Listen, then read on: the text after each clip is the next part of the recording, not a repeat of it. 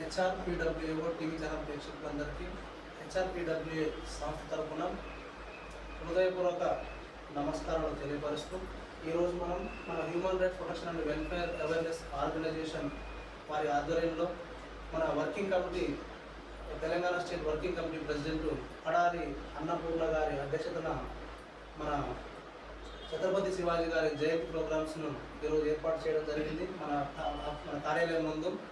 అందులో భాగంగా మన సంస్థ మెంబర్స్ అందరూ కూడా హాజరు కావడం జరిగింది. వర్కింగ్ కమిటీ మెంబర్స్, రాష్ట్ర కమిటీ మెంబర్స్ కూడా.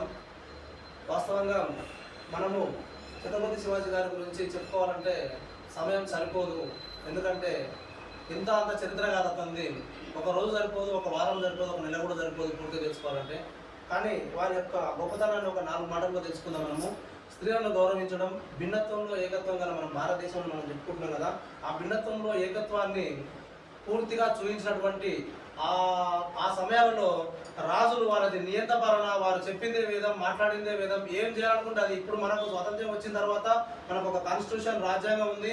ప్రతి ఒక్కరు రాజైనా, మంత్రి అయినా, ముఖ్యమంత్రి అయినా, ప్రధానమంత్రి అయినా ఎవరైనా ఆ రాజ్యాంగం ప్రకారమే నడుచుకోవాలనే సందర్భం ఉన్న ఈ సందర్భంలోనే ఎన్నో రకాల అవినీతులు, అక్రమాలు ఎన్నో చూస్తున్నాం మనము. ఇంత పటిష్టమైన రాజ్యాంగం ఉన్నా కూడా ఆ సమయంలో రాజు చెప్పిందే వేదం, రాజు ఏది చెప్తే అది. రాజు ఒక మనిషి అక్కడ వినిపించి వీడి తల నరకండి అంటే ఆ రాజుకు ఎదురులేదు అలాంటి సందర్భం. కానీ ఈరోజు ఒక ముఖ్యమంత్రి కానీ, ఒక ప్రధానమంత్రి కానీ, ఒక రాష్ట్రపతి కానీ ఎవరైనా ఆ మాట చెప్పే పరిస్థితి ఉండదు. చట్టం ప్రకారమే ఎవరైనా ఏదైనా చేయాలనే సిచ్యువేషన్ మనం ఉన్నాము. అయినా కూడా ఎంతో అవినీతి, అక్రమాలు, అన్యాయాలను మనం చూస్తున్నాం. కానీ శివాజీ మహారాజ్ గారు వారు పరిపాలించే సమయంలో అన్ని అతని చేతుల్లో ఉన్నా కూడా ప్రజలంతా సమానమే. మనం ప్రజలందరినీ చాలా నీతి నిజాయితీగా, ధర్మంగా వారి యొక్క క్షేమ యోగాలను మనం చూడాలనే ఒక మంచి సదుద్దేశంతో ఆ రోజులలోనే స్త్రీల పట్ల గౌరవం, స్త్రీలను ఏ విధంగా గౌరవించారో ఇక మనం చెప్పాలంటే చాలా విషయాలు చెప్పుకోవచ్చు. ఒకటే విషయం మనం చెప్పి మనం ముగిస్తాము.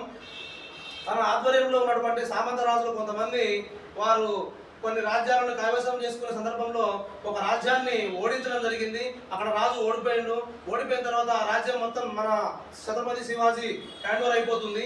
ఆ సందర్భంలో అక్కడ ఆ సామంతరాజు ఏం చేసిందంటే, ఆ రాజుగారి యొక్క కోడలు, ఆమె చాలా సౌందర్యవతి, అందమైన యుక్త వయసురాలు, ఆమెను తీసుకొచ్చి మన ఛత్రపతి శివాజీ గారి ముందు ఉంచగా తను శివాజీ గారు చూసి ఆమె యొక్క అందాన్ని చూసి ఒకటే మాట అడుగుతాను.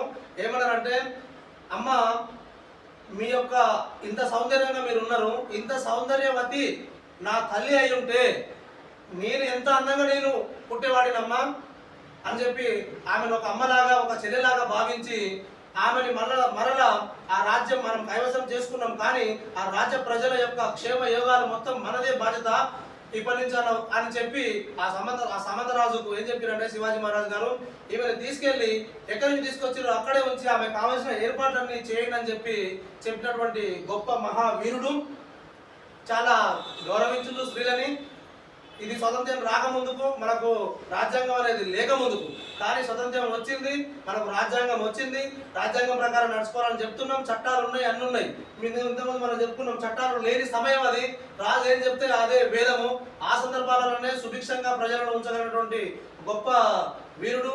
అలాగే మనం వింటుంటాం, దైవభక్తిలో ఇతనికి దైవం సహకరించిందని చెప్పి ఒకానొక సమయంలో యుద్ధాలు జరుగుతున్న సమయంలో తను కొన్ని రకాల నిరాశ, నిస్పృహలకు లోనయ్యి ఏం చేయాలో అర్థం కాని సందర్భంలో మన శ్రీశైలంలో భ్రమరాంబిక అమ్మవారి దగ్గరికి వెళ్ళి తన యొక్క మనసులోని బాధను చెప్పుకుంటున్న సమయంలో నేనున్నా నీకు భక్తుడా అని చెప్పి అమ్మవారు ప్రత్యక్షమయ్యి ఇతనికి ఖడ్గాన్ని ప్రసాదించిందని చెప్పి మనము కథనాలలో చెప్తుంటే మనం వింటున్నాం. చరిత్రలో కూడా ఉన్నది. ఆ ఖడ్గంతో యుద్ధం చేసి మళ్ళా మనోధైర్యాన్ని తెచ్చుకొని మరి ఛత్రపతి శివాజీ లాగా ముందుకు వెళ్ళినటువంటి సందర్భాలు మనకు తెలిసినాయి. అంటే ఇతను ఉన్నటువంటి నీతి, నిజాయితీ, ధర్మం, మానవత్వం ఉన్నందుకు ఇతను నిరాశ, నిస్పృహలకు లోనైన సందర్భాలలో కూడా ఆ అమ్మవారి ప్రత్యక్షమై ఇతనికి ఖడ్గం ఇచ్చి ముందుకు నడిపించిందంటే ఇక అతనిలో ఉన్నటువంటి ధర్మం, నీతి, నిజాయితీ ఎంత అమోఘమైందో మనం గుర్తించాలి. మనం ఈరోజు ఈ యొక్క జయంతి సందర్భంగా మనం తెలుసుకోవాల్సిన విషయం ఏంటంటే, మనకు స్వాతంత్ర్యం వచ్చి రాజ్యాంగం వచ్చినాక కూడా అవినీతి, అక్రమాలు, అన్యాయాలు స్త్రీల పట్ల ఎన్ని జరుగుతున్నాయి, వృద్ధుల పట్ల ఎన్ని జరుగుతున్నాయి, చిన్నపిల్లల పట్ల ఎన్ని జరుగుతున్నాయి, ఎన్ని రకాల అఘాయిత్యాలను చూస్తున్నాము. ఇంత పకడ్బందీగా రాజ్యాంగాన్ని ఏర్పరచుకున్నాం. ఇది ప్రజాస్వామ్యంలో ఉన్నాం మనం. అప్పుడు నియంత పాలనలో ఉన్నప్పుడన్నా ఆ రకమైన ప్రశాంతతో ఉన్నది. ఈ మన ప్రజాస్వామ్యంలో ఉండి కూడా మనము ఏం చేయలేని పరిస్థితిలో ఉన్నాం. కాబట్టి ప్రజలందరూ రాజ్యాంగాన్ని ఫాలో అయ్యి ఆ రాజ్యాంగం ప్రకారం ప్రతి ఒక్క ప్రభుత్వ ఉద్యోగి, రాజకీయ అధికారులు, ప్రతి పౌరుడు రాజ్యాంగం ప్రకారం నడిచినట్టయితే దేశ భవిష్యత్తు ముందుకెళ్తుంది. అలాగే నీతి, నిజాయితీ, ధర్మం, మానవత్వం అనేవి శివాజీ మహారాజుని చూసి మనము ఆదర్శంగా తీసుకొని ముందుకు వెళ్ళాలని చెప్తూ నాకు ఈ అవకాశం కల్పించిన నా తల్లిదండ్రులకు కృతజ్ఞతలు తెలియపరుస్తూ థ్యాంక్ యూ, ధన్యవాదాలు.